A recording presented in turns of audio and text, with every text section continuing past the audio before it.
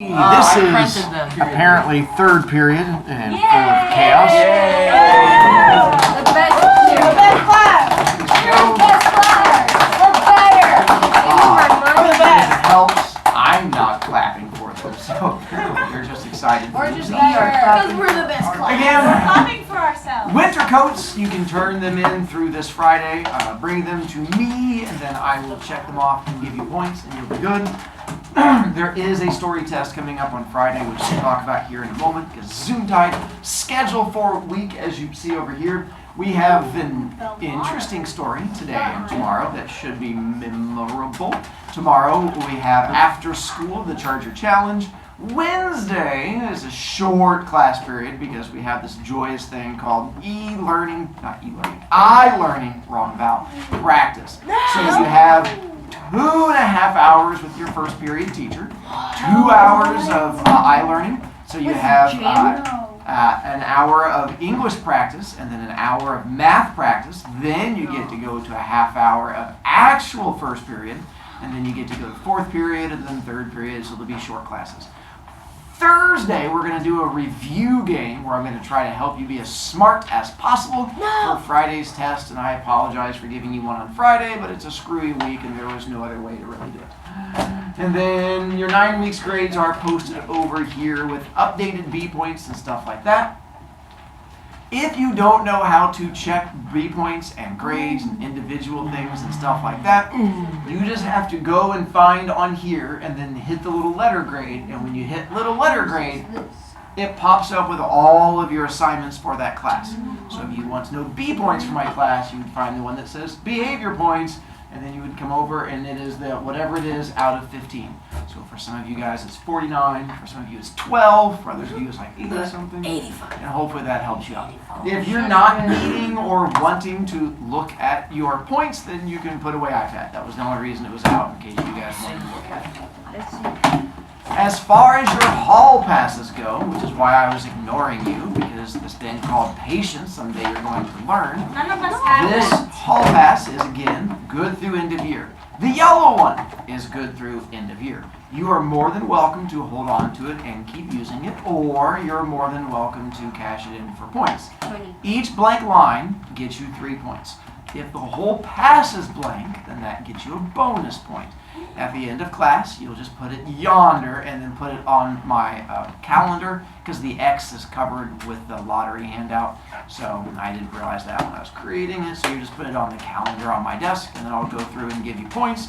Make sure your first and last name is on it, or I laugh at you, because I'm not going to give you points if you can't follow directions. Elena. Can I turn in my new pass too? What? Can I turn in my new one too? Sure, I'll give you 0 points for it. But I'm more than happy to hook you up. No, we should do it. That's a really good deal. I know, don't let people talk you out of it. Do it. Don't Charger do it. challenge-wise, we are good to go after school tomorrow. In this class, we have one kid who I just got done sassing. Elena, you're still good to go for tomorrow after school? If you have to back out and you tell me today, it doesn't cost you any points. If you wait till tomorrow, it costs you 2 points to back out. If you wait until after school, then it costs you 5 points, because then we're going to be down a person. I did have my girl back out earlier, so Juliana got put in. I do now have an alternate spot in case someone else backs out. Raising your hand now does nothing. It is whichever kid is responsible enough to tell me at the end of class. Then I add you to the alternate spot, which means you automatically get to be in the next one. So you don't even have to get an invite. You're just automatically there and on that list. And if a kid backs out today, that would add you to the list. So other than that, I think we're good to go. Yeah. This is the story you're going to have to read for Friday. Wasn't planning on giving you a copy today. I was going to wait till Wednesday. It is a longer story. If you look at lottery, this is the same length front and back. So it is a front, back, big story. This is your only homework for me this week, is reading the necklace. The lottery we're going to do in class. The necklace is the one that you have to read on your own. I have copies behind my desk. They're back over yonder, but I didn't want to overwhelm you today. If you want it, you can go on Canvas. I've already put links to it, or just wait till Wednesday. It's a fairly easy story. It's got irony. It's about a husband and wife. There's no death in it. But it does make you want to kill somebody. Yes. Because there will be a thing that happens and you're like, oh my God, I just want to. And so, I mean, then in your own mind, when you take your pencil and start jabbing the paper over and over again, it's almost like death. There's just no actual death.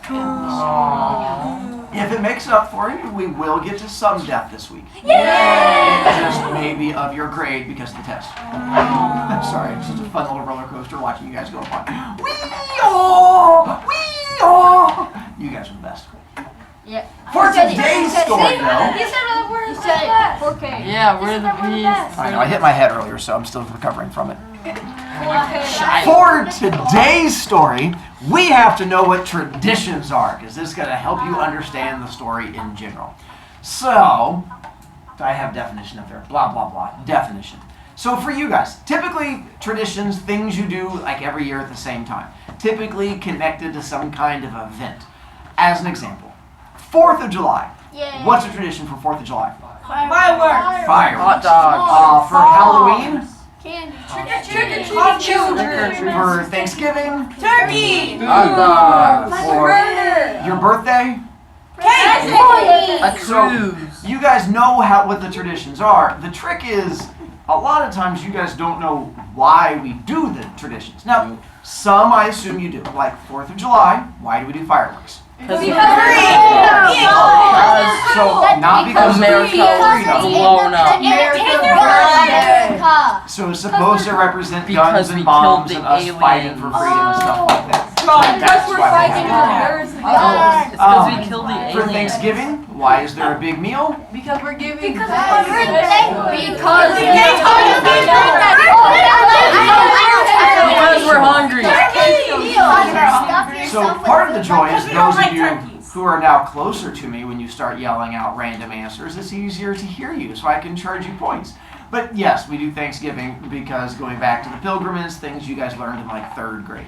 But I'm guessing other traditions you either don't know about or could care less about. Like for the one Halloween, do you know why we give candy? No. Do you know why we dress up? No. Do you care? No. Okay, figure. I care about Like candy. for Christmas, what is it everyone puts inside their house? Tree. Do you know why we do a tree? No. Because you know Christmas is connected to that Jesus guy.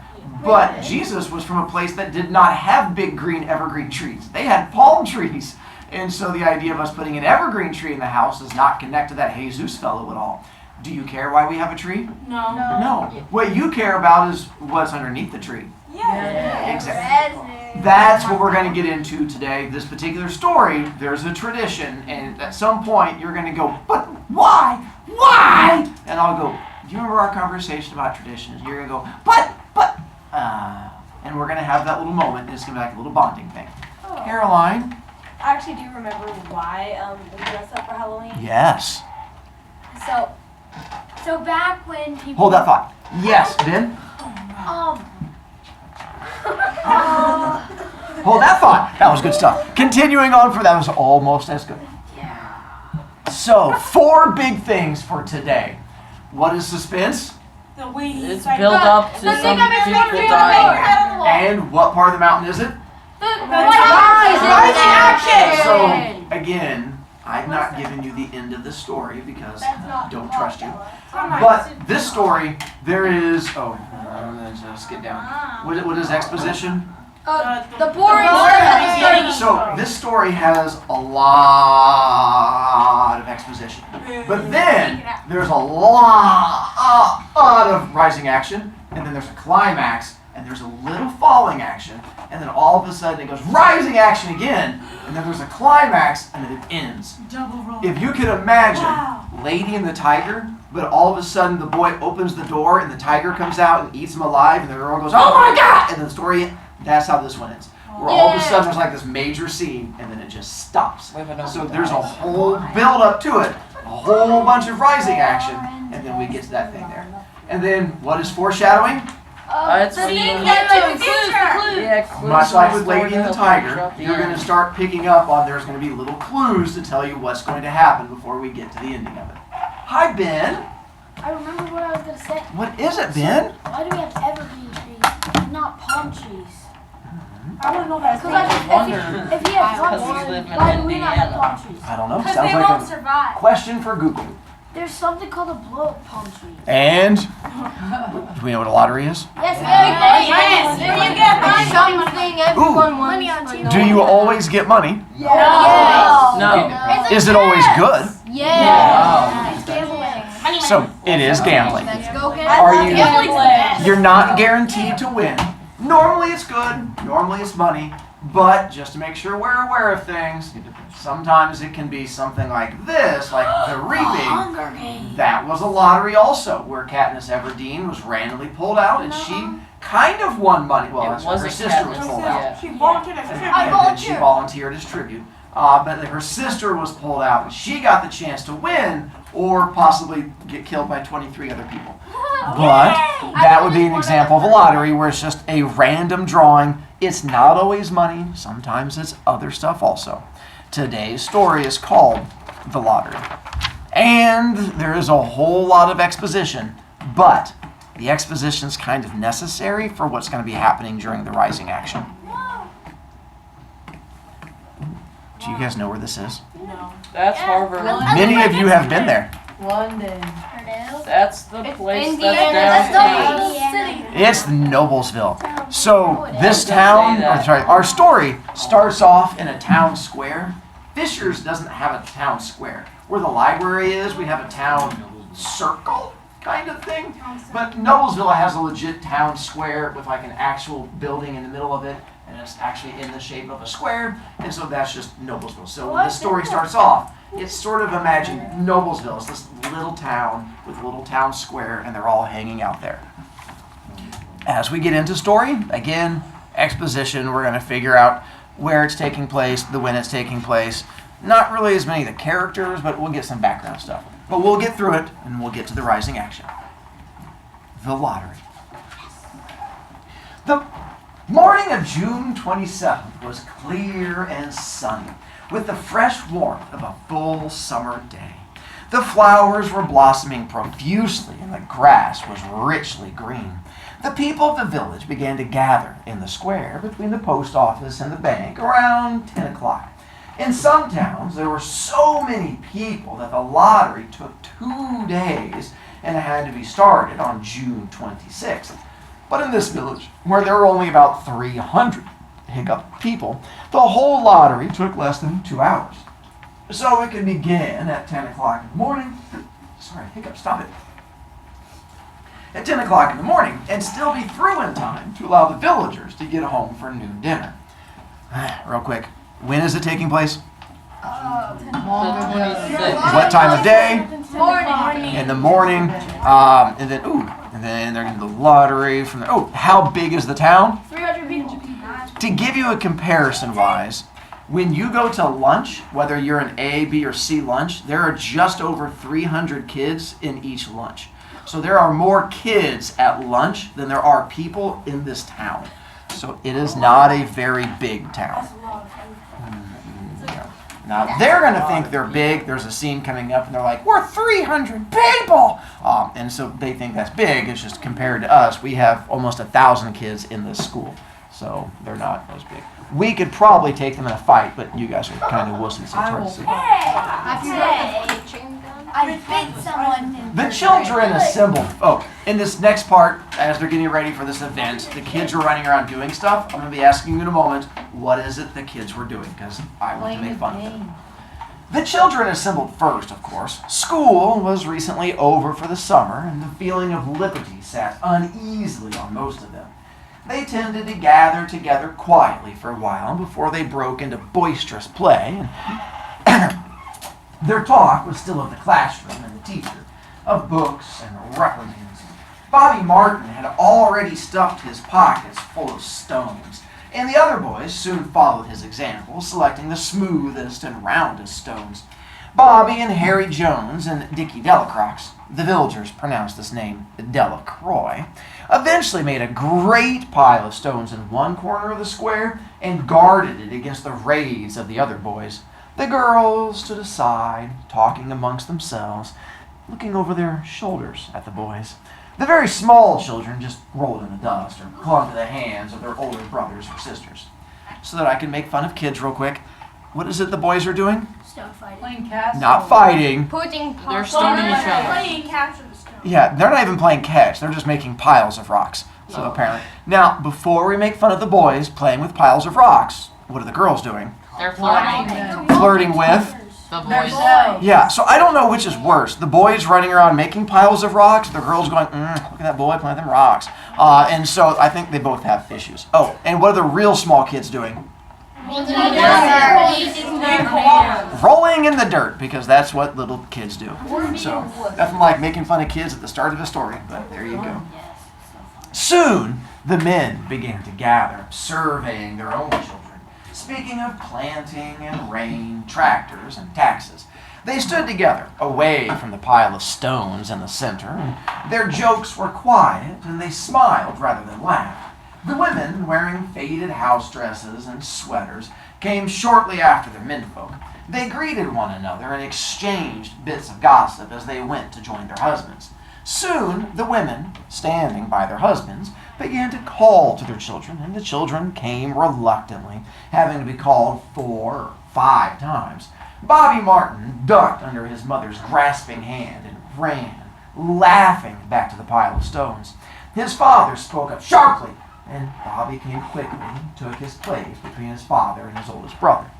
The lottery was conducted, as were the square dances, the teen club, and the Halloween program by Mr. Summers, who had time and energy to devote to civic activities. He was a round-faced, jovial man, and he ran the coal business, and people felt sorry for him because he had no children and his wife was a scold. When you're saying someone's a scold, do you guys know what it means to scold someone? So if you say his wife is a scold, what does she do all the time? Yeah. She's kind of like a nag. She's like the old woman saying, kids, get off my lawn kind of thing. Yeah, like a Karen. That would work. Let's see, where does it say Karen there? Oh, there it is. Scold. Seriously, how does this get When he arrived in the square, carrying the black wooden box, there was a murmur of conversation among the villagers. He waved and called, I'm a little late today, folks. The postmaster, Mr. Graves, followed him, carrying a 3-legged stool, and the stool was put in the center of the square, and Mr. Summers set the black box down on it. The villagers kept their distance, leaving a space between themselves and the stool, and when Mr. Summers said, some of you fellows want to give me a hand? There was a hesitation before 2 men, Mr. Martin and his oldest son, Baxter, came forward to hold the box steady on the stool while Mr. Summers stirred up the papers inside of it. Henry? My dog's name is Baxter. Well, what a good dog name. Good job, Henry. I wonder if it's from your older siblings coming through here naming it. So, we're going to talk about this lottery thing. What did they bring out that they're going to use to run the lottery? A black box. And then what's inside the black box? A bunch of stones. So we got what's inside the box yet? Tool. No. Oh, we don't know what's in. Oh, at the very end of it does say he stirred up the papers. So we don't know what's on the papers. We don't know what you win yet. We just know that there's a black box and they're using papers. This next part, they're going to give you some background on why and how long the lottery's been happening. But much like you guys and the history behind Halloween, except for Caroline, you're probably not going to care, but we're going to give you some background for it. The original paraphernalia is a fancy word that just means stuff. The original paraphernalia for the lottery had been lost long ago, and the black box, now resting on the stool, had been put into use even before Old Man Warner, the oldest man in town, was born. Mr. Summers spoke frequently to the villagers about making a new box, but no one liked to upset even as much tradition as was represented by the black box. There was a story that the present box had been made with some pieces of the box that had preceded it, the one that had been constructed when the first people settled down to make a village here. Every year, after the lottery, Mr. Summers began talking again about a new box. But every year the subject was allowed to fade off without anything being done. The black box grew shabbier each year, and by now it was no longer completely black, but splintered badly along one side to show the original wood color, and in some places faded or stained. Mr. Martin and his oldest son Baxter held the black box securely on the stool until Mr. Summers had stirred the papers thoroughly with his hand. Because so much of the ritual had been forgotten or discarded, Mr. Summers had been successful in having slips of paper substituted for the chips of wood that had been used for generations. Chips of wood, Mr. Summers had argued, had been all very well when the village was tiny, but now that the population was more than 300 and likely to keep on growing, it was necessary to use something that would fit more easily into the black box. The night before the lottery, Mr. Summers and Mr. Graves made up the slips of paper and put them in the box, and it was then taken to the safe of Mr. Summers' coal company and locked up until Mr. Summers was ready to take it to the square the next morning. The rest of the year, the box was put away, sometimes one place, sometimes another. It spent 1 year in Mr. Graves' barn, another year underfoot in the post office, and sometimes it was set on a shelf in the Martin grocery and just left there. Quick pause. We didn't always use paper. What did we use before paper? Wood. Chunks of wood. And then they're like, hey, our town is humongous now. Because how big are they? 300. In one town, I know. Crazy. So now we've upgraded from chunks of wood to flattened chunks of wood.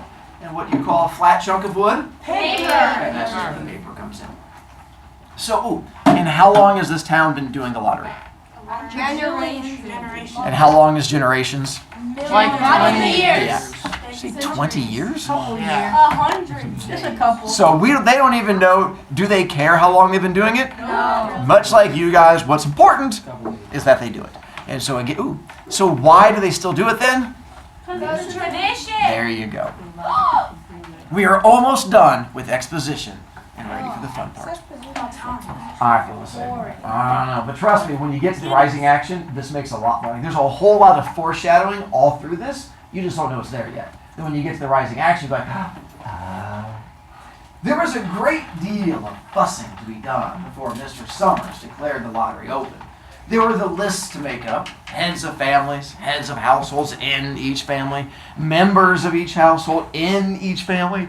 There was the proper swearing in of Mr. Summers by the postmaster as the official of the lottery. At one time, some people remembered there had been a speech of some sort performed by the official of the lottery. A boring, tuneless chant that had been rattled off duly each year. Some people believe that the official of the lottery used to stand just so when he said or sang it. Others believe that he was supposed to walk among the people. But years and years ago, this part of the ritual had been allowed to lapse. There had also been like a ritual salute, which the official of the lottery had to use in addressing each person who came up to draw from the box, but that also had changed. It was felt necessary only for the official to speak to each person approaching. Mr. Summers was very good at all this, in his clean white shirt and blue jeans with one hand resting carelessly on the black box. He seemed very proper and important as he talked interminably to Mr. Graves and the Martins. Now, the fun stuff. Just as Mr. Summers finally left off talking and turned to the assembled villagers, Mrs. Hutchinson came hurriedly along the path to the square, her sweater thrown over her shoulders and slid into place in the back of the crowd. I clean forgot what day it was, she said to Mrs. Delacroix, who stood next to her, and they both laughed softly. I thought my old man was out back stacking wood, she went on, and then I looked out the window, and the kids was gone, and then I remembered it's the 27th, and I came a-running. She dried her hands on her apron, and Mrs. Delacroix said, You're in time, though. They're still talking away up there. Real quick, does Mrs. Hutchinson want to miss the lottery? No. Heck no, because it's a... There you go. Mrs. Hutchinson craned her neck to see through the crowd and found her husband and children standing near the front. She tapped Mrs. Delacroix on the arm as a farewell and began to make her way through the crowd. The people separated good-humoredly to let her through. 2 or 3 people said in voices just loud enough to be heard across the crowd, Here comes your Mrs. Hutchinson, and Bill, she made it after all. Mrs. Hutchinson reached her husband, and Mr. Summers, who'd been waiting, said cheerfully, "Thought we were gonna have to get on without you, Tessie." Mrs. Hutchinson said, grinning, "Wouldn't have me leave my dishes in the sink now, would you, Joe?" And soft laughter ran the crowd as the people stirred back into position after Mrs. Hutchinson's arrival. "Well, now," Mr. Summers said soberly, "guess we better get started and get this over with so we can go back to work. Now, is there anybody who ain't here?" So this next part, not everyone in the town gets to play the lottery. Only certain chosen people get to play the lottery. So I'm going to make a question in a moment, see if you can figure out who the chosen people are. "Dunbar!" Some people said, "Dunbar, Dunbar, Dunbar." Mr. Summers consulted his list. "Klein Dunbar, that's right, he's broke his leg, hasn't he? Well, who's drawing for him?" "Me, I guess," a woman said. Mr. Summers turned to look at her. "Yeah, wife draws for her husband. Now, don't you have a grown boy to do it for you, Janie?" Although Mr. Summers and everyone else in the village knew the answer perfectly well, it was the business of the official of the lottery to ask such questions formally. Mr. Summers waited with an expression of polite interest while Mrs. Dunbar answered. "Well, Horace is only 16 yet," Mrs. Dunbar said regretfully. "I guess I gotta fill in for the old man this year." "All right," Mr. Summers said. He made a note on the list he was holding. Then he asked, "Oh, is the Watson boy drawing this year?" A tall boy in the crowd raised his hand. "Here, I'm drawing for my mother and me." He blinked his eyes nervously and ducked his head as several voices in the crowd said things like, "You're a good fella, Jack," and "I'm glad to see your mother's got a man to do it." "Well," Mr. Summers said, "guess that's everyone. Oh, did old man Warner make it?" "Here," a voice said, and Mr. Summers nodded. A sudden hush fell on the crowd as Mr. Summers cleared his throat and looked at the list. All right. Now, I'll read the names. Heads of families first. The men come up, and you take a paper out of the box. Keep the paper folded in your hand without looking at it until everyone has had a turn. Okay, everything clear? Let me ask the same question to you guys. Everything clear? Who gets to take part in the lottery? The Men folk. Women get to play only if what? men are set. So you don't have a man who's there, or if the man's not there, who steps in? Older son. So there you go. So women only do it if the husband's not there, and then you go to oldest son, then you get a chance for the woman to do it from there. So they haven't told us what they win, but we've had lots of foreshadowing, even though you don't know it's foreshadowing yet. Do you have guesses as to what's going to be won yet? Food? Ooh. Any particular reason, or just that we like food? Going back to the Hunger Games, I thought we were just hungry. All right. Henry? I'm glad you raised your hand to let me know, Henry. From there. So, is it good or bad?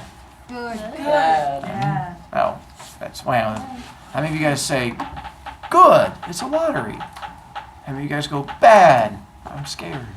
Is it gonna be a death Seems like Who does a death lottery? Sorry. Can it be a death lottery? I mean, we can do one in here if you want. Wait, that'd be cool. I vote him.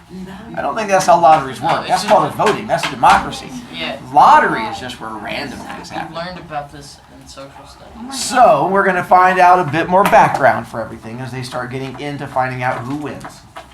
The people had done this so many times that they only half listened to the directions. Most of them were quiet, wetting their lips, not looking around. Mr. Summers raised one hand high and said, "Adams!" A man disengaged himself from the crowd and came forward. "Hi, Steve," Mr. Summers said. Mr. Adams said, "Hi, Joe." They grinned at one another humorlessly, nervously, and then Mr. Adams reached into the black box and took out a folded paper. He held it firmly by one corner as he turned and went hastily back to his place in the crowd, where he stood a little apart from his family, not looking down at his hand. By the way, I am going to ask you in a moment if you pick up on any foreshadowing clues as we go through anything that you think might tell you something. Ellen! Mr. Summers said. Anderson? Bentham? Seems like there's no time at all between lotteries anymore, Mrs. Delacroix said to Mrs. Graves in the back row. Seems like we got through with the last one only last week. Time sure goes fast, Mrs. Graves said. Clark!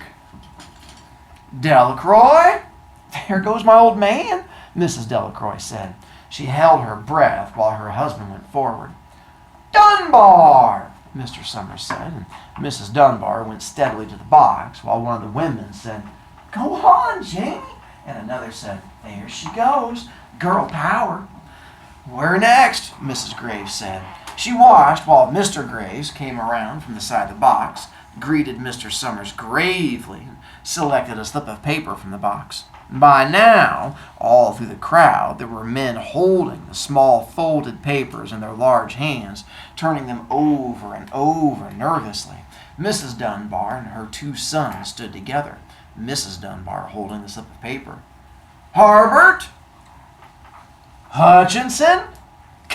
Get up there, Bill, Mrs. Hutchinson said, and the people near her laughed. Jones! I do say, Mr. Adams said to old man Warner, who stood next to him, that over in the North Village, they're talking of giving up the lottery. Old man Warner snorted. Huh! Pack of crazy fools, listening to the young folks. Nothing's good enough for them. Next thing you know, they'll be wanting to go back to living in caves and nobody work anymore. Live that way for a while. I used to be a saying about lottery in June. Corn be heavy soon. First thing you know, we'd all be eating stewed chickweed and acorns. There's always been a lottery, he added petulantly. Bad enough to see young Joe Summers up there joking with everybody. I'm going to pause there for a moment. So, have you picked up on anything you think will be foreshadowing? Mr. Summers. Noah? Like if you win the lottery, you get off corn or something. So they do connect. So that's the time of year, the idea that in the summertime where the corn is coming around, that means it's time for the lottery. All right. Josh? It says on the first paragraph of the third line, Mr. Graves greeted Mr. Summers gravely. It does. What does gravely mean? Death. Gravy. Like lumpy. That would be a little bit different. Gravy. Yeah. So gravely, are you happy or sad? Yeah. That works. There you go. So that gives you more of that way it's going to go. Interesting. Elena? Everybody's nervous, like with their papers. That does make sense with the nervousness. But then again, maybe it's a good nervousness. It I doesn't. think it's a gift. You don't. Death. Death. Amelia? Nobody's holding the, like, looking at the papers, and you're kind of just standing there awkwardly. Because they told them They told them not This, to. they're direction followers. This is why kids don't get to play the lottery, because you guys would get your paper and be like, and then running around giggling. That's why we have to have adults, Can I kids get nowadays. Eden, Some other people had to convince the others to go up. and the fact that they were a little reluctant to walk that way, I would agree. Unfortunately, we're going to stop there, because this next scene gets kind of big, and I don't want to have to stop in the middle of that scene, so we're going to get to do something else for the last couple of minutes here. We're going to stop there until tomorrow. Home children, we're going to stop here because you don't get to see what we're going to do next. Oh, I forgot I did a picture of them. I did create a little picture of them coming up to the little lottery. I tried to give us the little stool and then the box, and then there's the people around. We're going to find out who this person is coming up shortly. And then I wanted to make fun of the kids, so I put their little piles of rocks around because I thought making fun of kids would bring me joy. I mean, I find joy in making fun of kids. I find joy in educating the youth of today to make them a smarter person for the future. It's definitely how I feel and how I teach my kids on a daily basis. Definitely. Just rewind the video. You say a lot of not true stuff when you're recording. I don't know what that child is talking about. She's wearing a helmet because she hit her head. That poor child. But why did Yes. you wear your helmet? You may go to the nurse for your head injury. a child named Bella Stickler.